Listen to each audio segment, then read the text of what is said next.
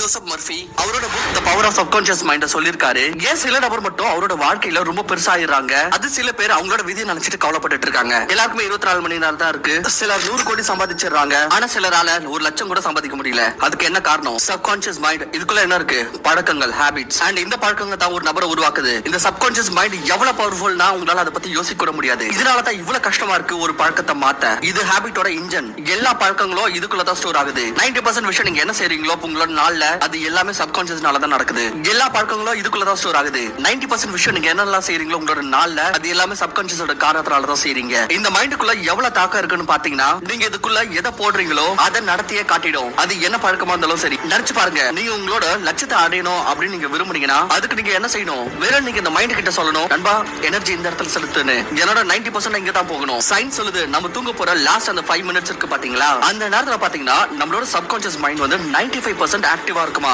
அதே டேல 75% இருக்கும். இதனால நைட் தூங்க போறதுக்கு முன்னாடி ஒரு லிஸ்ட் எழுதுங்க. நாளைக்கு என்ன பண்ண போறீங்க, எங்க போக போறீங்க, அதை விஷுவலைஸ் பண்ணுங்க. முடிஞ்சா அது எல்லாத்தையும் வந்து நீங்க வாய்ஸா ரெக்கார்ட் பண்ணி அதை கேளுங்க. எது வரைக்கும் உங்களுக்கு தூக்கம் வர்ற வரைக்கும். அதுக்கப்புறம் நீங்க காலையில எழுந்துக்கிறப்போ உங்களோட மைண்ட்ல வேற இந்த விஷயம் மட்டும் தான் ஓடும். அண்ட் அதை செஞ்சு முடிக்கிறதுக்கான வழியை உங்களோட புத்தியை உருவாக்கும். இதுக்கு இன்னொரு காரணமும் இருக்கு. நம்மளோட டிசிஷன் மேக்கிங் அந்த எனர்ஜி இருக்கு பாத்தீங்களா, அது ரொம்பவே லிமிட்டடா தான் இருக்கு. சோ இதனால தான் நீங்க எனர்ஜியோட எழுந்துக்கும் போது உங்களோட எனர்ஜி வந்து உங்களோட வேலையில தான் இருக்கணும். பதிலா அதை பத்தி யோசிக்கிறதுல இருக்க கூடாது. பதிலா மேனேஜ் பண்றது, அதை பத்தி கவலைப்படுறது, பிளான் பண்றது. சோ இதுக்காக தான் இதுக்கான ப்ரிப்பரேஷன் நீங்க முதல்ல பண்ணணும். நைட்டே பண்ணிரணும். ஜெஃப் பெசோஸ் காலையில எழுந்த உடனே யோசிக்கிறதுல அவரோட எனர்ஜியை செலவு பண்றது கிடையாது. நான் இன்னைக்கு முழு நாள் என்ன பண்ணணும்னு. பதிலா அவர் ரிலாக்ஸ் காஃபி ரெடி பண்ணுவாரு, நியூஸ் படிப்பாரு, பசங்க கூட விளையாடுவாரு, பிரேக்ஃபாஸ்ட் ரெடி பண்ணுவாரு. சோ இதனால இம்பார்ட்டன்ட் வேலைக்காக டிசிஷன் மேக்கிங் எனர்ஜி இவரோட சேமிச்சிருக்கும். சோ நீங்க என்ன செய்யணும்? நைட்டே வந்து உங்களோட சப்கான்ஷியஸ் மைண்டுக்குள்ள இதை செலுத்திடுங்க. அதுக்கப்புறம் அதுவாவே உங்களை அந்த வேலையை செய்ய வச்சிரும். இதுதான் ரூல் நம்பர் 1. சரி வாங்க மேல் கொண்டு போகலாம். இன்னைக்கு நம்மளோட ஹாபிட்ஸை மாத்த போறோம். காலை நேரம் எப்படி இருக்குன்னு பாத்தீங்கன்னா நீங்க எந்த ஒரு வேலையோ உங்களோட 100% எஃபிஷியன்சியோட பண்ணலாம். உங்களோட லைஃப்ல அப்படி நீங்க டாப்ல போகணும்னா அதுக்கு நீங்க உங்களோட வேலை எக்ஸ்ட்ராடினரியா இருக்கணும். அண்ட் எக்ஸ்ட்ராடினரி ஒர்க் எப்ப சாத்தியமாகும்னு பாத்தீங்கன்னா நீங்க உங்களோட 100% எஃபிஷியன்சியோட பண்ணும்போது மட்டும்தான். அண்ட் இது எப்ப நடக்கும்? காலையில நடக்கும். கைஸ், நான் உங்களை காலையில 4-5 மணிக்கெல்லாம் எழுந்துக்கணும்னு சொல்லல. நீங்க 7 மணிக்கு எழுந்துக்கலாம். காலையில 7 இருந்து 8-9 மணி வரைக்கும் நீங்க இந்த விஷயத்தை மட்டும் தான் பண்ணணும். இதை நான் இப்ப சொல்ல போறேன். அதுக்கப்புறம் பாருங்க உங்க லைஃப் சும்மா மேஜிக் மாதிரி மாறிடும். தி மிராக்கிள் மார்னிங் புக்ல ஹால் எல்ரோட் சொல்றாரு, அவரோட ஆல்மோஸ்ட் முடிஞ்ச அந்த வாழ்க்கைய அத முழுசா திரும்ப எடுத்துட்டு வந்தாராம். வெறும் இந்த விஷயத்துங்களை மட்டும் பண்ணி. இதுதான் ஹால் எல்ரோட போட்டோ 1999ல அவர் ஆக்சிடென்ட் ஆன நேரத்துல எடுத்தது. டாக்டர் சொல்லிட்டாங்க இவரால பழைக்க முடியாதுன்னு. 6 நிமிஷத்துக்கு அப்புறம் பாத்தீங்கன்னா அவரோட இருதயம் துடிக்க ஆரம்பிச்சது. 6 நாள் கோமால இருந்து எழுந்தாரு.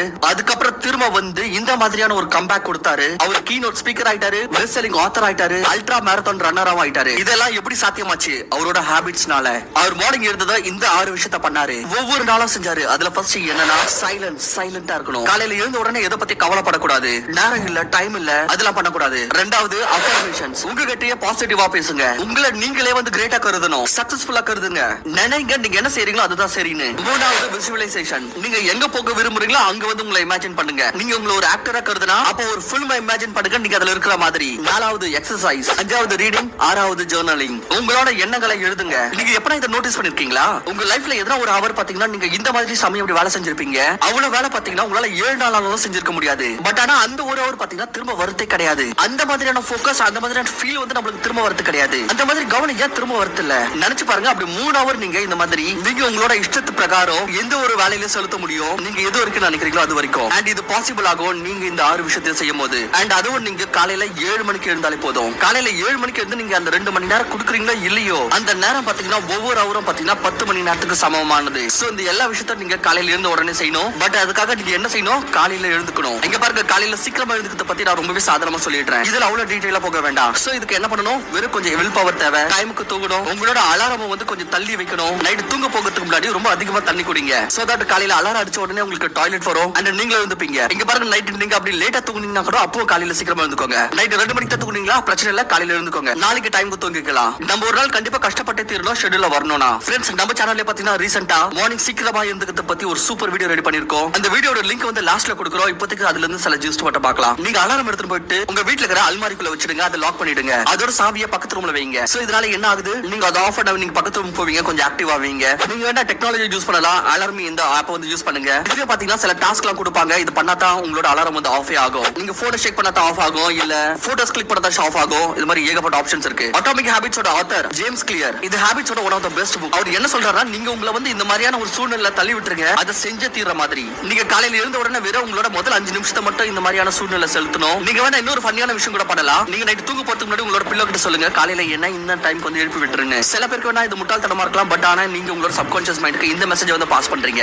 சோ இதனால பாத்தீங்கன்னா உங்களோட மைண்ட் வந்து உங்களை இந்த டைம்க்கு வந்து எழுப்பி விட ப்ரிப்பேர் பண்ணும். அண்ட் லாஸ்ட்ல ஒன் மோர் லைன், எந்த ஒரு பழக்கமா இருந்தாலும் சரி, அப்படி நீங்க எதை ஒண்ணு செஞ்சுட்டு இருக்கீங்களா, எது செய்வது ரொம்பவே சுலபமா இருக்கும், அப்போ உங்களோட வாழ்க்கை கஷ்டமா இருக்கும். பட் அதே நீங்க இதை செய்யறீங்க, எது செய்யறது வந்து ரொம்ப கஷ்டமா இருக்கும், அதுக்கப்புறம் உங்களுக்கு உங்களோட வாழ்க்கை சுலபமா தெரியும். இங்க பாருங்க, நீங்க காலையில ரொம்ப சீக்கிரமா எழுந்துக்கணும், அது மட்டும் அவசியம் கிடையாது. அதன் கூட நீங்க தூக்கமும் சரியாக எடுக்கணும். பெட்டர் ஸ்லீப்னால 42% சான்சஸ் கம்மி ஆயிடும் ஹார்ட் ஃபெயிலியருக்கு. இந்த மாதிரியான நபருக்கு கம்பாரிசன்ல யாரெல்லாம் 7 மணி நேரத்தோட ரொம்ப கம்மியா தூங்குறாங்களோ அண்ட் ஹார்ட் அட்டாக் வந்து எவ்வளவு வருது அதை பத்தி நியூஸ் நீங்க ஏகப்பட்டதை பார்த்திருப்பீங்க. நீங்க நைட்டுக்கு ரொம்ப நல்லாவே தூங்கணும், அப்பதான் நீங்க காலையில எனர்ஜியோட எழுந்துப்பீங்க. சோ பெட்டர் ஸ்லீப் பத்தி நீங்க தெரிஞ்சுக்கணும்னா மறக்காம சொல்லுங்க. உங்களுக்காக அதை பத்தி ஒரு டெடிகேட்டட் வீடியோ ரெடி பண்றோம். மறக்காம கமெண்ட் செக்ஷன் சொல்லுங்க.